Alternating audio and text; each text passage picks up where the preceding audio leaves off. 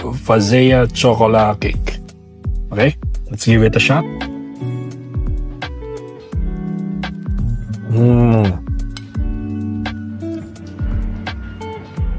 Oh my god.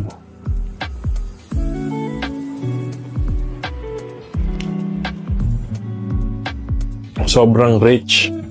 Hindi yung rich na mayaman. Sobrang rich. Sobrang decadent. Very comforting. Napaka-moist nung chocolate niya. Nagdagdag ng ibang texture yung crispy na cereal doon sa taas. At dumagdag pa yung napaka-rich and creamy na ganache sauce doon sa gitna. Grabe.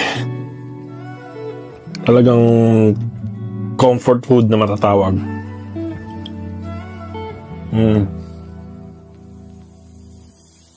Here's my take, Masarap siya, definitely. It reminds me of this cake na meron kami sa hotel kung saan ako nag-work. Meron silang ginagawa mga chocolate cake din na very similar to this. Meron din siyang ganache sauce, moist din yung cake, at meron din siyang crispy layer.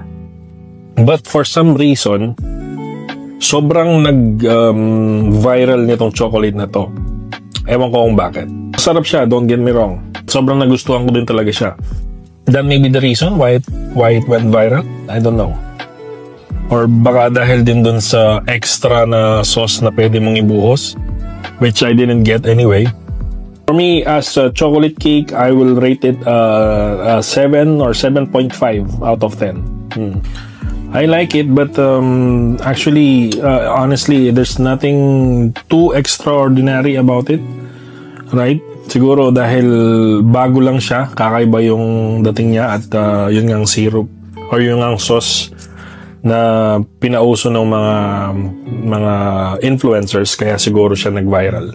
Pero kung hindi to naging viral at tinry ko as it is, yeah, I'll stand by the rating of 7.5 out of 10. Ganun.